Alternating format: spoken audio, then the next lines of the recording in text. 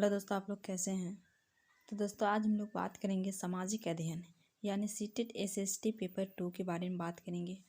दोस्तों ये previous year question है और ये 29 जनवरी 2012 के क्वेश्चन है। कितना का क्वेश्चन है? तो 29 जनवरी 2012 की है। दोस्तों 2011 की जो क्वेश्चन था उसे हम लोग कर लिए हैं। जो नहीं देखे वो जा करके देख लीजिएगा। और 2012 का भी कर रहे हैं। 2012 में 2 बार हुआ था। कितना बार हुआ था? तो 2 बार हुआ था। और 2011 में 1 बार हुआ था। तो 1 बार हुआ था उसे हम लोग कर लिए हैं। और ये दूसरा बार 2012 में 2 बार हुआ था, तो 29 जनवरी 2012 को हुआ था, उसे आज हम लोग कर रहे हैं। और फिर कंटिन्यू अब करते रहेंगे प्रीवियस ईयर क्वेश्चन का, ठीक है ना। और फिर बीच बीच में जो एनसीईआरटी का जो हम लोग सीरीज चालू किए हैं उसे भी कर देंगे। एग्ज़ाम से पहले तक उसे भी कंप्लीट कर देंगे। दोस्तों आज तक क्लास नहीं हो पाया था, उसके लिए सॉरी। कुछ इश्यू था, इसी वजह से नहीं हो पा रहा था, लेकिन अब कंटिन्यू क्लास होगा। और ये क्लास हमेशा 2 PM पे मिलेगा। कितना PM पे मिलेगा? तो 2 PM पे मिल जाएगा क्लास, ठीक है ना। 2 PM पे क्लास मिल जाएगा दोस्तों। तो चलिए शुरू करते हैं। और ये अब रेगुलर रहेगी, ठीक है ना। ये कंप्लीट अब रेगुलर रहेगी, अब ये नहीं रुकेगी। फर्स्ट क्वेश्चन क्या है दोस्तों? तो फर्स्ट क्वेश्चन है कि अहमदाबाद सूती वस्त्र उद्योग का गढ़ केंद्र है। क्या है? सूती वस्त्र उद्योग का एक गढ़ है और ये केंद्र है। निम्नलिखित में से कौन सा कारक अहमदाबाद के वस्त्र उद्योग के फलने फूलने के लिए उत्तरदायी है? मतलब जो अहमदाबाद में सूती वस्त्र है उसे फलने फूलने के लिए कौन सा ऐसा कारक है जो उत्तरदायी है दोस्तों? तो बताइए ये कौन सा है दोस्तों।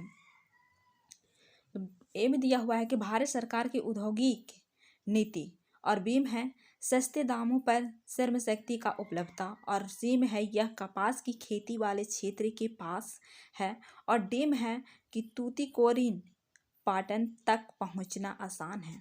तो दोस्तों बताइए इसका सही आंसर क्या हो जाएगा दोस्तों। तो दोस्तों इसका सही आंसर क्या हो जाएगा? तो इसका सही आंसर हो जाएगा दोस्तों सी ऑप्शन। क्या हो जाएगा? तो सी ऑप्शन हो जाएगा सही दोस्तों, ठीक है ना। और ये क्या है दोस्तों? तो ये काली मिट्टी में ये कपास का खेती होता है, ठीक है ना। और इसे क्या कहते हैं? तो बोस्टन कहा भी जाता है, पूर्व का बोस्टन भी कहा जाता है। जो सूती वस्त्र उद्योग का जो कारण होता है वो भारत को पूर्व का बोस्टन कहा जाता है, ठीक है ना दोस्तों। तो ये क्या कहा जाता है? तो बोस्टन कहा जाता है। अब चलिए नेक्स्ट क्वेश्चन देखते हैं। नेक्स्ट क्वेश्चन है दोस्तों, बागान जो वाणिज्यिक कृषि का एक प्रकार है जो भारी मात्रा में किसकी आवश्यकता होती है? मतलब जो भारी मात्रा है उसमें किसकी आवश्यकता होती है? तो दोस्तों ए में है भूमि और पूंजी, और बी में है केवल क्या है? तो केवल पूंजी, और सी में है भूमि और श्रम, और डी में है श्रम और पूंजी। तो बताइए दोस्तों इसका क्या हो जाएगा? तो इसका सही आंसर क्या हो जाएगा दोस्तों? तो इसका सही आंसर हो जाएगा दोस्तों ए ऑप्शन। क्या हो जाएगा? ए ऑप्शन, यानी भूमि और पूंजी। क्या हो जाएगा? भूमि और पूंजी हो जाएगा, ठीक है ना। ठीक है। और नेक्स्ट है दोस्तों, नेक्स्ट क्या है? तो Blackfoot Indian. Next question का नाम क्या है? तो Blackfoot Indian. Blackfoot Indian एम है कि क्यूबा में बागान में काम करने वाला, बीम है कनाडा में प्रवासी भारतीय, और सीम है निकोबार द्वीप समूह में प्रचलित बीमारी, और डीम है उत्तरी अमेरिका में एक देसी जनजाति। क्या है? उत्तरी अमेरिका में एक देसी जनजाति होती है। तो दोस्तों बताइए इसका क्या हो जाएगा सही आंसर। तो ब्लैक फुट इंडियन है वो उत्तरी अमेरिका के एक देसी जनजाति है। क्या है? तो एक देसी जनजाति है, यानी डी ऑप्शन सही हो जाएगा। ब्लैक फुट इंडियन जो है उत्तरी अमेरिका में एक विदेशी जनजाति है। यह जनजाति न संयुक्त राज्य अमेरिका के मोन्टाना में एक संघीय मान्यता प्राप्त जो अमेरिकी जनजाति है उसे कहा जाता है, ठीक है ना। तो ये क्या हो जाएगा? तो ए ऑप्शन राइट हो जाएगा। नेक्स्ट है दोस्तों, नेक्स्ट क्या है? भारतीय उपमहाद्वीप में उन मृत जीव जंतुओं को खाने के बाद गिद्ध किडनी गुर्दे के काम ना करने के कारण मरने लगे, जिनका उपचार डैश डैश के साथ किया गया था। तो बताइए कौन सा ऐसा जंतु है, मतलब गिद्ध है और गिद्ध है और उसे खा जाने के बाद ये गिद्ध का किडनी और गुर्दे काम करना बंद कर देता है। तो बताइए दोस्तों क्या हो जाता है। एम है कि आइब्रोप्रोफेन प्रोफेन, और फिर बीम है एलिडन, और सिम है डिक्लोफेनेक, और डीम है एस्प्रिन्स। तो बताइए इसका क्या हो जाएगा सही आंसर दोस्तों। तो इसका सही आंसर हो जाएगा सी ऑप्शन दोस्तों, ठीक है ना। क्या हो जाएगा, तो सी ऑप्शन राइट हो जाएगा। यानी गिद्ध जो है वो गिद्ध एक कोई भी पशु है उसको बीमार हो जाता है, बीमार होने के बाद ये दवा को दे दिया जाता है पशु में, ठीक है ना। और इस पशु को दे दिया जाता है, उसके बाद पशु मर जाने के बाद उसका बॉडी में पूरी तरह फैल जाता है। उसके बाद वो बॉडी में फैल जाने के बाद जो मरा हुआ पशु को फेंक दिया जाता है, तो उसी को गिद्ध क्या करता है, उसका मांस को खा देता है। और खाने के बाद दोस्तों कि क्या होता है, खाने के बाद उसकी किडनी या गुर्दे को मारने लगता है, और मारने लगता है उसके बाद उसका काम करना बंद कर देता है, फिर वो गिद्ध भी मर जाते हैं, ठीक है ना। क्या हो जाते हैं, गिद्ध भी मर जाते हैं। और ये क्वेश्चन फर्स्ट पेपर ईबीएस में भी आया हुआ है, एक बार नहीं बल्कि कई बार आया हुआ है, ठीक है ना। नेक्स्ट है दोस्तों, नेक्स्ट क्या है, नेक्स्ट क्वेश्चन है पवन क्रियाएं छात्रक सेल बनाती है जो प्राय डैश डैश में पाए जाते हैं। मतलब कहाँ पर ही पाए जाते हैं जो छात्रक सेल बनते हैं दोस्तों। तो एम है कि रेगिस्तानों में, बीम है उष्णकटिबंधीय तटीय क्षेत्र में, और फिर सीम है कि पहाड़ों में, और डीम है पठारों में। तो दोस्तों कहाँ पर ही पाए जाते हैं, तो दोस्तों कहाँ पर पाए जाते हैं ये छात्रक सेल। तो ये छात्रक सेल कहाँ पाए जाते हैं, तो रेगिस्तानी इलाका में पाए जाते हैं। जैसे कि भारत में कहाँ पर है रेगिस्तानी इलाका, तो ये है राजस्थान में है। कहाँ पर है दोस्तों, तो राजस्थान में है। तो रेगिस्तानी इलाका में पाए जाते हैं, यानी ए ऑप्शन क्या हो जाएगा, राइट हो जाएगा, ठीक है ना, राइट हो जाएगा, ए ऑप्शन राइट हो जाएगा। अब चलिए नेक्स्ट क्वेश्चन में देखते हैं। तो नेक्स्ट क्वेश्चन क्या है दोस्तों, तो नेक्स्ट क्वेश्चन है कि 1857 के विद्रोह के परिणाम के रूप में निम्नलिखित में से कौन सा परिवर्तन ब्रिटिश संसद द्वारा लाया। मतलब कौन सा ऐसा परिवर्तन था जो ब्रिटिश संसद द्वारा लाया गया था 1857 में। तो दोस्तों इसका सही क्या हो जाएगा, तो एम दिया हुआ है कि ब्रिटिश कैबिनेट के एक सदस्य को भारत के लिए राज्य सचिव नियुक्त किया गया। बीम है कि उन प्रभावशाली हिंदू और मुस्लिम नागरिकों की जमीन और संपत्ति जब्त कर ली गई और जिन्होंने विद्रोह का समर्थन किया था। और सीम है कि पठार और सिख सैनिकों के ब्रिटिश भारतीय आर्मी में शामिल होने पर प्रतिबंध लगाया गया। और डीम है देश के सभी शासक अध्यक्षों को यह चेतावनी दी गई कि यदि वे किसी भी विद्रोह का समर्थन करते हैं तो उनके विद्रोह सैनिकी कार्यवाही की जाएगी। तो दोस्तों ब्रिटिश संसद द्वारा कौन सा परिवर्तन यहाँ पर लाया गया था, तो दोस्तों ये लाया गया था ब्रिटिश कैबिनेट के एक सदस्य को भारत के लिए राज्य सचिव नियुक्त किया गया। ए ऑप्शन क्या हो जाएगा, राइट हो जाएगा, ठीक है ना दोस्तों। ए ऑप्शन क्या हो जाएगा, तो राइट हो जाएगा। नेक्स्ट है दोस्तों, नेक्स्ट क्या है, 1720 में ब्रिटिश सरकार ने डैश डैश के लिए कैलिको अधिनियम पारित किया। क्या क्या, कैलिको अधिनियम पारित किया दोस्तों, ठीक है ना।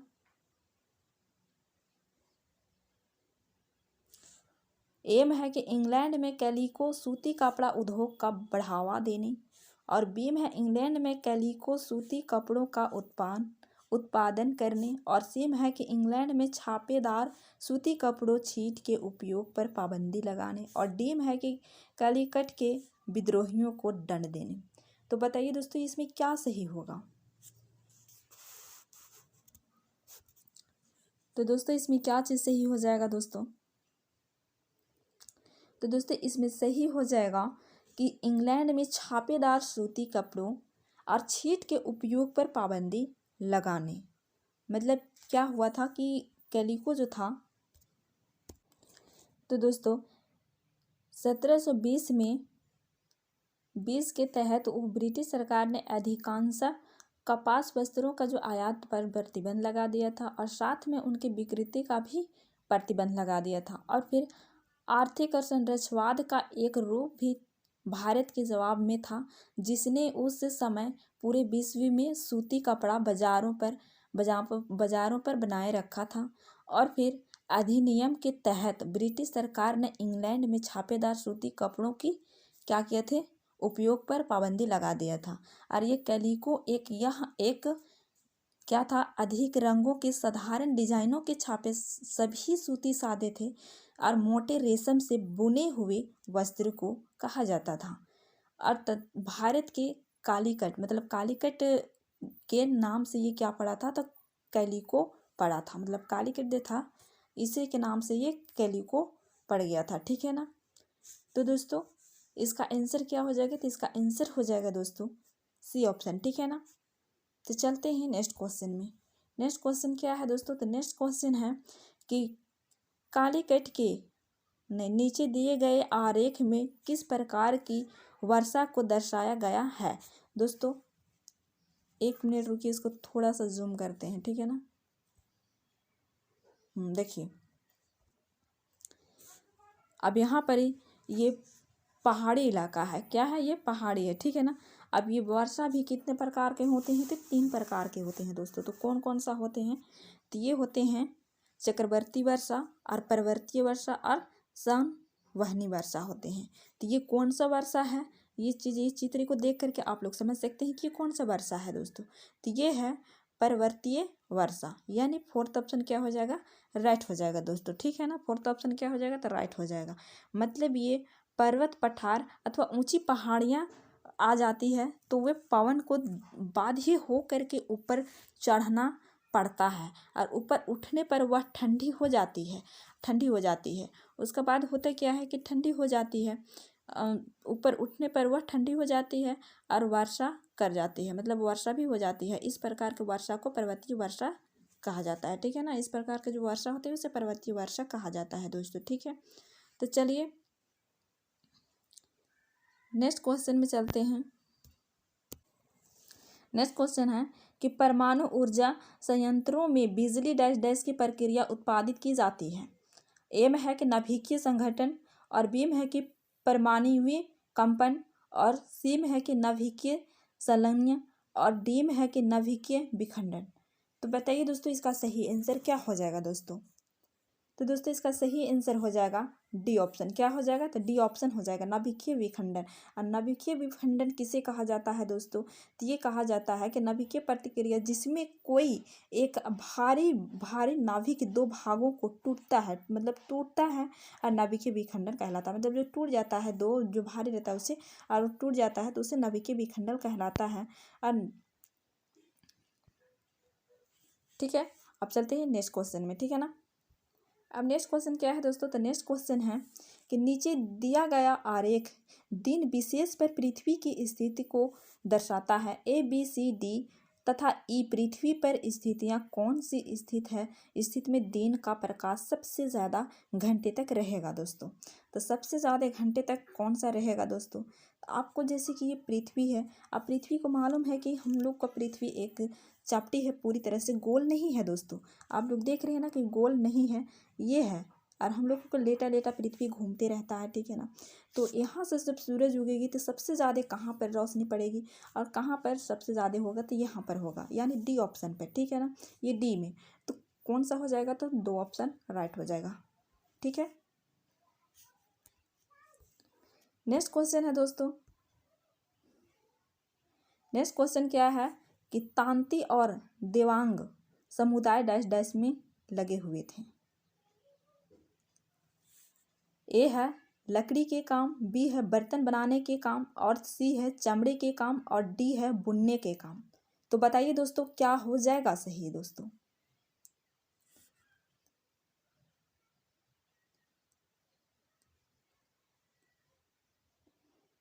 तो बताइए दोस्तों क्या है, तो दोस्तों ये दांती और देवांग ये किस समुदाय क्या करते थे, क्या हुआ था, तो ये है डी ऑप्शन राइट हो जाएगा, बुनने के काम। ठीक है ना।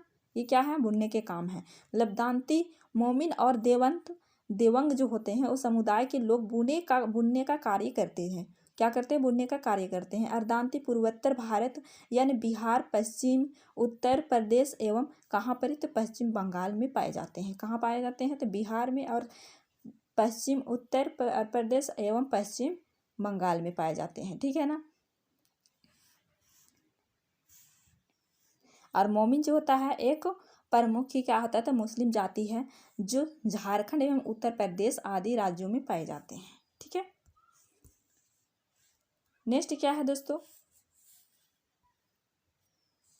नेक्स्ट क्वेश्चन है कि मोहम्मद बिन तुगलक ने अपने राजधानी को दिल्ली से दौलताबाद स्थानांतरित क्यों किया। तो दोस्तों दिल्ली से क्यों किया, मतलब दिल्ली से दौलताबाद स्थानांतरित क्यों किया दोस्तों। तो दोस्तों एम दिया हुआ है कि अपने साम्राज्य को प्रभावी तरीके से नियंत्रण करने के लिए, क्योंकि दौलताबाद केंद्र में स्थित था, जो कि बिल्कुल ही सही है, मतलब ये बिल्कुल ही सही है। ठीक है ना, उत्तर भारत में उससे पर्याप्त राजस्व प्राप्त नहीं हो रहा था और मंगोलों से बचने के लिए और दक्षिणी शासकों को दंडित करने के लिए। तो दोस्तों ए ऑप्शन क्या है, तो राइट है, मतलब अपने साम्राज्य को प्रभावित तरीके से नियंत्रण करने के लिए, क्योंकि दौलताबाद केंद्र में स्थित था। ठीक है ना, तो चलिए नेक्स्ट चलते हैं। ठीक है ना, नेक्स्ट क्वेश्चन है भारतीय इतिहास को प्राचीन, मध्य और आधुनिक कालों में विभाजित करने की समस्या भी है, निम्नलिखित में से वह समस्या कौन सी है दोस्तों। ए में दिया हुआ है कि त्रिभुवन और भारतीय राज्यों की कृमि की प्रगति को दर्शाता है, और यहाँ तीन काल, मतलब बी में है कि तीन काल भारतीय इतिहास को वर्णित करने के लिए अपर्याप्त है, और सी में है कि यह संकल्पना पश्चिम से ली गई है, जहाँ आधुनिक कला, विज्ञान, तर्कना, लोकतंत्र, स्वतंत्र और समानता से संबंधित है। और फिर डी में है कि भारतीय इतिहास में प्राचीन काल और मध्यकाल तथा मध्यकाल और आधुनिक काल में अंतर के स्पष्ट रेखीय प्रतीत होती है दोस्तों। तो बताइए दोस्तों कि इसमें कौन सा हो जाएगा सही आंसर। तो दोस्तों यहाँ पर सही आंसर हो जाएगा कौन सा, तो सी ऑप्शन, यह संकल्पना पश्चिम से ली गई है। कहाँ से ली गई है, तो पश्चिम से ली गई है, और जहाँ आधुनिक काल वैज्ञानिक तर्क, लोकतंत्र और स्वतंत्र और समानता से संबंधित है। तो दोस्तों सी ऑप्शन क्या हो जाएगा दोस्तों, तो राइट हो जाएगा सी ऑप्शन। ठीक है ना, नेक्स्ट है दोस्तों, तो नेक्स्ट क्या है दोस्तों, तो नेक्स्ट है कि ईस्ट इंडिया कंपनी ने 1651 में बंगाल में हुगली नदी के किनारे फैक्ट्री स्थापित की।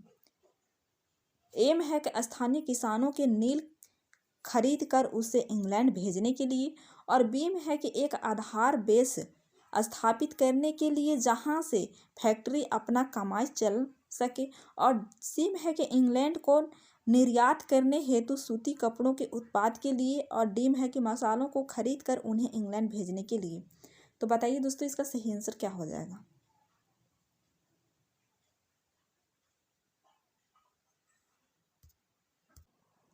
तो दोस्तों इसका सही आंसर क्या हो जाएगा, तो इसका सही आंसर हो जाएगा कि एक आधार बेस स्थापित करने के लिए जहां से फैक्ट्री अपना कमाई चला सके, क्या कर सके, जहां से वो अपना फैक्ट्री को चला सके। ठीक है ना, बी ऑप्शन क्या हो जाएगा, तो राइट हो जाएगा।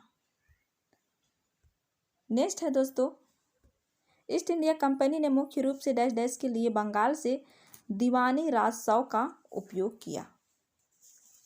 एम है कि पुल और सड़कें बनाने में, और बीम है स्कूल, कॉलेज और विश्वविद्यालय बनाने में, और फिर सीम है भारत में सूती और रेशमी कपड़ों को खरीदने, और डीम है ब्रिटेन में इनके क्षयमान और भंडारों के भरपाई करने के लिए सोने और चांदी के भंडारों को संचित करने के लिए।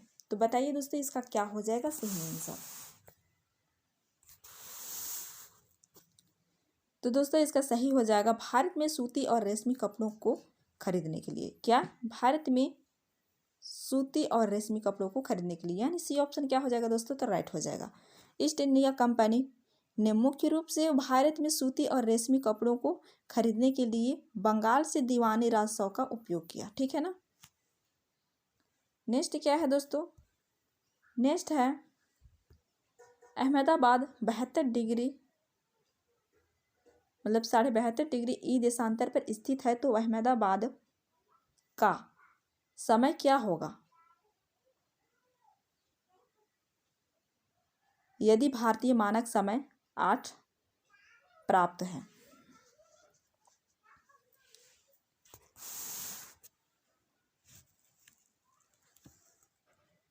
ये वाला इलाहाबाद होगा दोस्तों, ठीक है ना। तो बताइए इसका सही आंसर क्या हो जाएगा। तो दोस्तों इसका सही आंसर हो जाएगा ए ऑप्शन, ठीक है ना। नेक्स्ट है, निम्नलिखित में से किस सुल्तान ने अनाज को शहर से बाजारों में भेजने के लिए बंजारों का प्रयोग किया। तो दोस्तों ए में दिया हुआ है कि मोहम्मद बिन तुगलक, बी में है अलाउद्दीन खिलजी और सी में है बलबन और डी में है फिरोज शाह तुगलक। तो बताइए दोस्तों कौन सा सुल्तान था जो अपने सामान को ढोल ले जाने के लिए बंजारों का प्रयोग किया था। तो दोस्तों बी ऑप्शन राइट हो जाएगा, यानी अलाउद्दीन खिलजी ने किया था। मतलब अपने सामान को एक जगह से दूसरी जगह ले जाने में या दूसरे शहर ले जाने में या बाजार पहुंचाने में वो बंजारों का सहारा लेता था और बंजारों से वो पहुंचवाता था, यानी बी ऑप्शन क्या हो जाएगा, राइट हो जाएगा दोस्तों, ठीक है ना, अलाउद्दीन खिलजी। नेक्स्ट है दोस्तों बीदरी क्या है। ये टाइपिंग मिस्टेक है, ये बीदर है, ठीक है ना। ये बीदर क्या है, ठीक है। बीदर में उत्पत्ति सूती कपड़े का एक प्रकार, बीम है बीदर में उत्पत्ति तांबे के बर्तनों का एक प्रकार और सीम है बीदर के शिल्पकारों द्वारा तांबे और चांदी में किया गया जड़ाऊ काम और डीम है बीदर में उत्पत्ति रेशमी कपड़े का एक प्रकार। तो बताइए दोस्तों इसमें क्या हो जाएगा सही आंसर। तो दोस्तों ये सही आंसर क्या हो जाएगा, तो ये हो जाएगा बीदर के शिल्पकारों द्वारा तांबे और चांदी के किया गया जड़ाऊ काम। क्या हो जाएगा, जड़ाऊ काम हो जाएगा, यानी सी ऑप्शन क्या हो जाएगा, तो राइट हो जाएगा।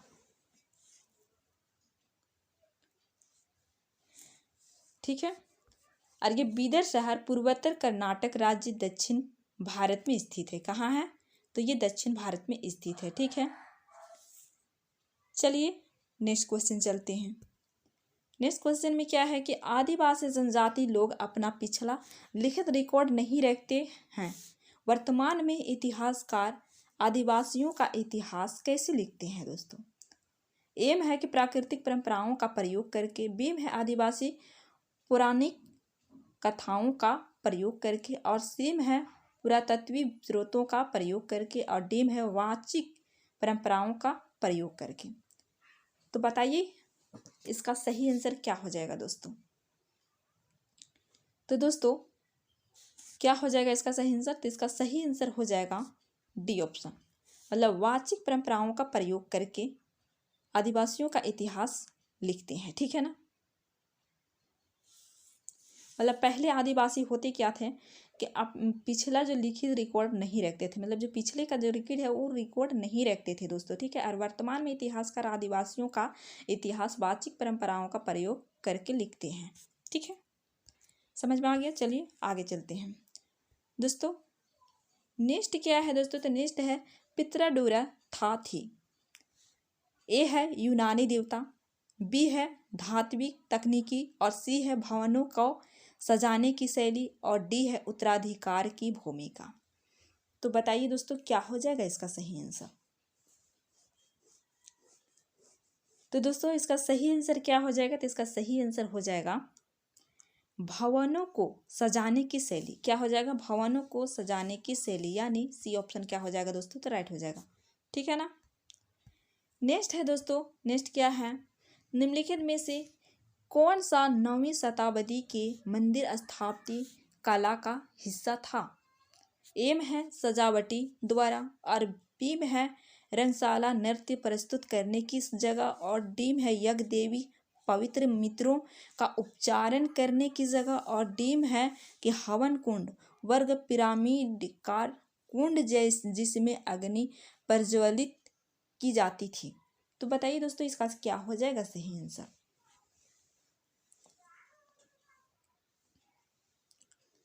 तो दोस्तों इसका सही आंसर हो जाएगा सजावटी द्वारा, यानी ए ऑप्शन क्या हो जाएगा दोस्तों, राइट हो जाएगा, ठीक है ना। ए ऑप्शन क्या हो जाएगा, राइट हो जाएगा। अब चलते हैं नेक्स्ट क्वेश्चन में। नेक्स्ट क्वेश्चन क्या है दोस्तों? तो नेक्स्ट क्वेश्चन है कि ब्रिटिश सरकार द्वारा सन 1857 में निम्नलिखित में से कौन से 3 विश्वविद्यालय स्थापित किए गए हैं? कब? तो ये ब्रिटिश सरकार द्वारा कब? तो 1857 में, ठीक है ना। ये कौन से 3 विश्वविद्यालय स्थापित किए गए हैं?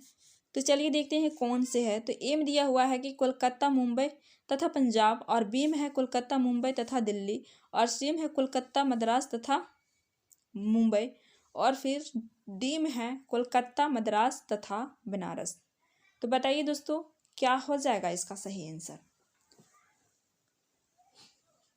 तो दोस्तों इसका सही आंसर हो जाएगा कोलकाता, मद्रास और मुंबई, यानी सी ऑप्शन क्या हो जाएगा? राइट हो जाएगा। 1857 में कलकत्ता, मद्रास एवं मुंबई, मतलब ये मुंबई विश्वविद्यालय के स्थापित किए गए हैं। और 1854 के चार्ल्स वुड, और ये चार्ल्स वुड डिस्पैच को भारतीय शिक्षा का मैग्ना कार्टा कहा गया था, ठीक है ना। इसको आप समझ में आ गया। चलिए अब नेक्स्ट क्वेश्चन चलते हैं। नेक्स्ट क्वेश्चन क्या है दोस्तों? तो 12वीं शताब्दी में कीरा मुखियाओं ने जिस क्षेत्र पर शासन किया वह वर्तमान में डैश डैश में स्थित है, मतलब कहाँ स्थित है दोस्तों? तो 12वीं शताब्दी में जो कीरा मुखियाओं ने जो शासन किया था वो वर्तमान में कहाँ है? एम है उत्तराखंड और उत्तर प्रदेश, बीम है पंजाब और हरियाणा, और सीम है छत्तीसगढ़ और मध्य प्रदेश, और डीम है झारखंड और बिहार। तो दोस्तों बताइए कौन सा ऑप्शन सही हो जाएगा? तो दोस्तों 12वीं शताब्दी में कीरा मुखिया ने जिस क्षेत्र पर शासन किया वह वर्तमान में कहाँ है? तो छत्तीसगढ़ और मध्य प्रदेश राज्य में स्थित है, ठीक है ना। कहाँ है? तो छत्तीसगढ़ और मध्य प्रदेश में स्थित है, ठीक है। सी ऑप्शन क्या हो जाएगा? तो राइट हो जाएगा सी ऑप्शन, ठीक है ना। चलते हैं नेक्स्ट क्वेश्चन में। अब नेक्स्ट क्वेश्चन क्या है दोस्तों? तो नेक्स्ट क्वेश्चन है कि निम्नलिखित में से कौन सा राज्यों का संयोजन त्रिविभाजन संघर्ष में शामिल था? अब ये त्रिविभाजन संघर्ष में शामिल था, ये क्या है दोस्तों? एक राजकोट पाल, एम दिया हुआ है कि राजकोट और पाल और गुर्जर प्रतिहार, और बीम है पाल, चोल और गुर्जर प्रतिहार, और सीम है कि चोल, राजकोट और पाल, और डीम है कि पाल और पल्लव और राजकोट। तो बताइए ये कौन सा राजाओं ने ये त्रिपाक्षिक संघर्ष किया था?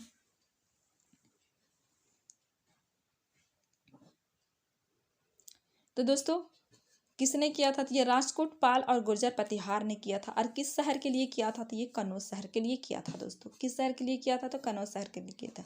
कब किया था? तो ये 8वीं शताब्दी में कन्नौज पर अधिकार करने के लिए किया था। और ये 3 बड़ी शक्तियों का पाल था और शक्तियों था। और ये कौन कौन था? तो ये था राजकोट, पाल और गुर्जर प्रतिहार था, ठीक है ना।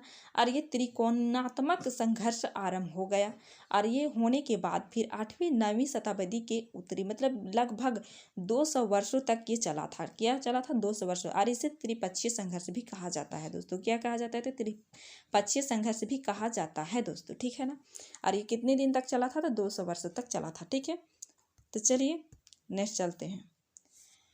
नेक्स्ट है दोस्तों कि निम्नलिखित में से किस पर ब्रिटिश संसद द्वारा महाभियोग चलाया गया था? तो दोस्तों किसके द्वारा चलाया गया था? किस संसद द्वारा महाभियोग चलाया गया था? तो वे था वोरेनस हेरिंटिंगस।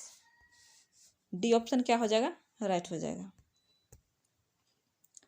नेक्स्ट है दोस्तों निम्नलिखित में से ग्रहों का कौन सा संयोजन गैसीय ग्रह कहलाता है? दोस्तों क्या? तो गैसीय ग्रह कहलाता है। जैसे कि हम लोगों को मालूम है कि 8 ग्रह हैं, और 8 ग्रह है, और 8 ग्रह में 4 ग्रह चट्टान से बना हुआ है, और 4 ग्रह क्या हुआ है? तो 4 ग्रह बना हुआ है गैसीय ग्रह से बना हुआ है, ठीक है ना। यानी इधर का जो ग्रह है वो चट्टान से बना हुआ है, और इधर का जो ग्रह है वो गैस से बना हुआ है, ठीक है। तो गैस से बना हुआ है, और जो चट्टान गैस से बना वहाँ पर कोई कदम नहीं रख सकते हैं। कदम रखने के बाद वो नीचे चला जाएगा वो पूरी तरह से, ठीक है ना। तब यहाँ पर आप लोग इसी चीज़ को बताइए कि गैसीय ग्रह कौन कौन सा है। तो आप लोगों को नाम मालूम होना चाहिए, तभी आप लोग इसको निकाल सकते हैं, ठीक है ना। तो ये है बृहस्पति, ठीक है ना। तब इसी से यहाँ पर सेगमेंट से लगा सकते हैं, ठीक है। तो दोस्तों इसका क्या हो जाएगा? और आप लोग सही से इसको लगाइए। तो दोस्तों ए में है कि बृहस्पति, शनि और यूरेनस और नेपच्यून, और बी में है कि बृहस्पति, मंगल और पृथ्वी और नेपच्यून। तो आप लोगों को पता है कि ये पृथ्वी आ गया है, तो इसमें तो हो नहीं सकता है। यहाँ पर फिर है सी में है शुक्र और बृहस्पति और मंगल और शनि, तो यहाँ पर शुक्र भी है और मंगल भी है, तो ये तो हो नहीं सकता है। उसके बाद डी में है कि मंगल और शुक्र और शनि और यूरेनस। तो बताइए दोस्तों कि ये मंगल भी यहाँ पर है और शुक्र भी है, तो ये भी नहीं हो सकता है, यानी ये तीनों कट जाएगा दोस्तों। क्या हो जाएगा? तो तीनों कट जाएगा, तो बच कौन जाएगा? तो ए ऑप्शन बढ़ जाएगा, ठीक है ना, यानी ए ऑप्शन राइट हो जाएगा। बृहस्पति, शनि और यूरेनस और नेपच्यून ये गैसीय ग्रह है, यानी ये बाह्य ग्रह भी कहे जाते हैं। इसको क्या कहे जाते हैं दोस्तों? तो ये बाह्य ग्रह भी कहे जाते हैं, ठीक है ना, और ये गैसीय ग्रह भी है, ठीक है। और बृहस्पति के वायुमंडल के हाइड्रोजन, हीलियम, मीथेन और अमोनियम जैसे गैसों पाई जाती है। कहाँ? ये बृहस्पति में, ठीक है ना, ठीक है। नेक्स्ट क्वेश्चन चलते हैं। नेक्स्ट क्वेश्चन क्या है? तो कॉमन एरा क्या है दोस्तों? ये कॉमन एरा है क्या? एम है कि आदेश जारी करने के लिए सरकार द्वारा स्वीकृति भारतीय एरा। बीम है कि हिंदू एरा और इस्लाम एरा और समृद्धन में विकसित एक नया एरा। और सीम है ऐतिहासिक घटनाओं का अध्ययन करने का नया एरा। और सी डीम है कि क्रिश्चियन एरा, जो आप दुनिया के अधिकांश हिस्सों में स्वीकृति है दोस्तों। क्या है? स्वीकृति है, यानी डी ऑप्शन क्या हो जाएगा? राइट होगा, जो कि ईसा मसीह की जन्म से बाद में, ठीक है, और ईसा मसीह के जन्म से पहले ईसा पूर्व होता था, और ईसा मसीह के जन्म से बाद में ईसवी होने लगा, ठीक है। तो चलिए नेक्स्ट क्वेश्चन चलते हैं। नेक्स्ट क्वेश्चन क्या है दोस्तों? तो ऐतिहासिक स्थल वह है जहाँ, बताइए ऐतिहासिक स्थल क्या है? तो एम है कि अतीत के समृद्धि शेष अवशेष मिलते हैं। बीम है कि उत्खनन के क्रियाकलाप होते हैं। और सीम है इतिहास प्रिय लोग जुटते हैं। और डीम है इतिहासकार इतिहास लिखते हैं। तो बताइए क्या है इसका सही आंसर? तो दोस्तों इसका सही आंसर क्या है? तो इसका सही आंसर है कि अतीत के स्मृति शेष अवशेष मिलते हैं। इतिहास के मतलब बीते हुए कल, ठीक है ना। ए ऑप्शन क्या हो जाएगा? तो राइट हो जाएगा। नेक्स्ट है दोस्तों, वर्णों में जातियां क्यों उत्पन्न हुई? मतलब वर्णों में जातियां क्यों उत्पन्न हुई जो भारतीय समाज को संगठित करने का आधार बन गई? एम है आदिवासी लोगों को वर्ण व्यवस्था में एकीकृत करने में समस्या थी। बीम है जाति और वर्ण सम्मान है। और सीम है वर्ण व्यवस्था के विरुद्ध प्रबल विरोध था, जिसमें जातियों का विकास हुआ। और डीम है लोगों की सामाजिक व आर्थिक आवश्यकताओं में नियमित विस्तार के कारण नई कौशलों से संपन्न लोगों की जरूरत थी। तो दोस्तों बताइए इसका क्या हो जाएगा सही ऑप्शन? तो दोस्तों ये हो जाएगा डी ऑप्शन। क्या हो जाएगा? ये डी ऑप्शन हो जाएगा, ठीक है ना। नेक्स्ट है, निम्नलिखित में से किस आदिवासी समाज को खेल में विभाजित किया गया? तो दोस्तों एम है संस्थाल, बीम है भील, और सीम है गौंड, और डीम है अहोम। तो बताइए कौन सा हो जाएगा दोस्तों? तो दोस्तों इसमें सही आंसर हो जाएगा डी ऑप्शन, ठीक है ना। अहोम असम में पाई जाने वाली एक जनजाति है। क्या है? असम में जो पाए जाने वाली एक जनजाति है, और ताई जाति के वंशज है। कौन सा जाति के? तो ये ताई जाति के वंशज है। ताई जाति की ये वंशज है, और ब्रह्मपुत्र घाटी में आए। कहाँ आए? तो ब्रह्मपुत्र घाटी में आए, ठीक है ना। चलिए आगे चलते हैं। नेक्स्ट क्वेश्चन क्या है दोस्तों? तो नेक्स्ट क्वेश्चन है, प्रत्येक सत्र का प्रथम घंटा डैश डैश से शुरू होता है। एम है सार्वजनिक काल, बीम है विशेष अधिकार काल, और शून्य काल और प्रश्न काल। तो बताइए प्रत्येक सत्र का प्रथम घंटा डैश डैश से शुरू होता है, मतलब किससे शुरू होता है दोस्तों?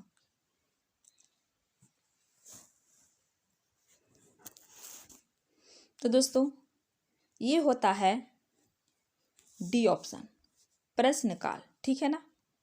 क्या होता है, लोकसभा के प्रत्येक सत्र का जो प्रथम घंटा होता है वो प्रश्नकाल से शुरू होता है। और संसद में प्रश्नकाल का तात्पर्य है कि अवधि से जिसमें संसद सदस्यों द्वारा मतलब लोक महत्व के किसी मामले पर जानकारी प्राप्त करने के लिए और मंत्रिपरिषद से प्रश्न पूछने के लिए, ठीक है ना, और पूछने के लिए, और समय संसद के दोनों सदनों मतलब दोनों सदन लोकसभा और राज्यसभा, कौन कौन सा, तो लोकसभा और राज्यसभा, ठीक है। राज्यसभा में प्रत्येक बैठक कितना होता है, तो प्रारंभ से 1 घंटे का होता है। कितना घंटा होता है, तो 1 घंटे का होता है, ठीक है ना। यानी डी ऑप्शन क्या हो जाएगा, राइट हो जाएगा दोस्तों, ठीक है। नेक्स्ट है दोस्तों कि सभी भारतीयों को मतदान का अधिकार होना चाहिए, उनका सामाजिक आर्थिक स्तर कुछ भी हो, यह विचार डैश डैश द्वारा रखा गया है। मतलब ये जो दिया हुआ है वो किसके विचार है। एम है महात्मा गांधी का, बीम है डॉक्टर राजेंद्र प्रसाद का, और सीम है भीमराव अंबेडकर का, और डीम है जवाहरलाल नेहरू का। तो दोस्तों बता सकते हैं ये तो बहुत सिंपल क्वेश्चन है, मतलब क्वेश्चन बदले नहीं है, अब भी वही क्वेश्चन आता है जो पहले आता था। जैसे कि 2012 की जो क्वेश्चन है ना, लेकिन वही क्वेश्चन अभी भी आता है, लेकिन अब आता है कारण ए बी सी से चुनिए, ये सारे कथन दे करके आता है।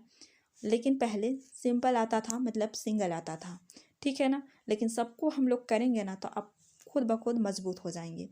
तो इसका आंसर क्या हो जाएगा दोस्तों, तो इसका आंसर हो जाएगा भीमराव अंबेडकर, ठीक है ना, भीमराव अंबेडकर हो जाएगा। नेक्स्ट क्वेश्चन क्या है दोस्तों, तो नेक्स्ट क्वेश्चन है दोस्तों, निम्नलिखित में से किस समुदाय के सामाजिक आर्थिक और शैक्षिक स्तर की जांच करने के लिए न्यायाधीश राजेंद्र सच्चर के अध्यक्षता में भारत सरकार द्वारा समिति का गठन किया गया। तो दोस्तों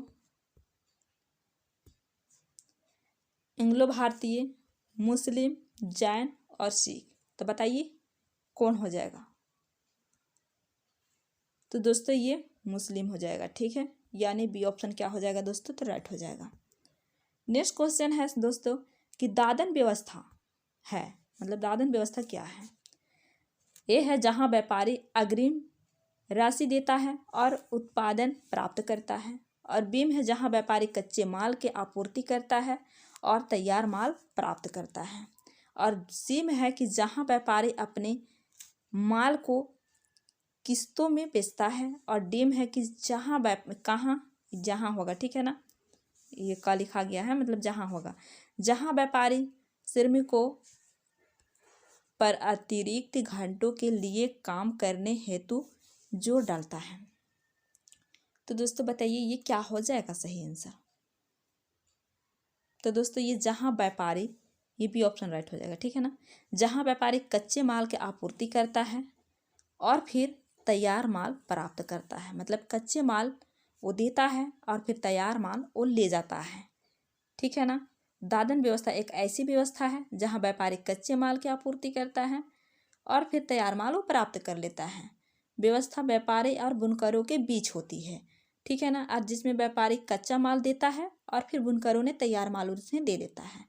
जैसे कि बुनकर जो व्यापारी से मतलब सूत हुए डिजाइन लेते हैं और कपड़ा तैयार करके वो दे देते हैं, मतलब सूत और डिजाइन ले लेते हैं, मतलब कैसे डिजाइन बनाना है वो सारी चीज़ उनसे ले लेते हैं और फिर वो कच्चे माल लेते हैं, ठीक है ना, उसका बाद वो तैयार करके उसे दे दिया जाता है, ठीक है। नेक्स्ट क्वेश्चन क्या है दोस्तों, तो नेक्स्ट क्वेश्चन है सी के जानू होगा यहाँ पर, ठीक है ना, यहाँ पर अनु लिखा गया है, ये टाइपिंग मिस्टेक हो गया है, ठीक है, सी के जानू होगा, क्या होगा, ये सी के जानू होगा। सी के जानू एक बहुत प्रतिष्ठित डैश डैश है, तो बताइए ये क्या है। तो एम है कि पटकथा लेखक, बीम है मानव विज्ञानी, और सीम है आदिवासी कार्यकर्ता, और डीम है पर्यावरणीयविद। तो बताइए इसका क्या हो जाएगा। ये सी के जानू जो है दोस्तों ये क्या है, एक आदिवासी कार्यकर्ता है। सी के जानू आदिवासी सभा के प्रमुख है, ये क्या है, प्रमुख ये है, और ये भूमिहीन आदिवासियों को जमीन दिलवाने हेतु केरल राज्य में एक सामाजिक आंदोलन चला रहे हैं, क्या है, चला रहे हैं, यानी सी ऑप्शन राइट हो जाएगा, क्या हो जाएगा, सी ऑप्शन राइट हो जाएगा। नेक्स्ट है दोस्तों जनहित याचिका PIL द्वारा डैश डैश आई है, ये किससे संबंधित है दोस्तों?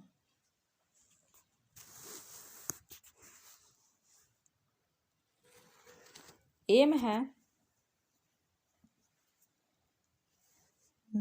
न्याय सक्रियता के गिरावट, बीम है सरकारी कामकाज में बाधा, और सीम है न्याय मिलने में बढ़त, और डीम है न्याय मिलने में बाधा। तो बताइए दोस्तों इसका क्या हो जाएगा आंसर?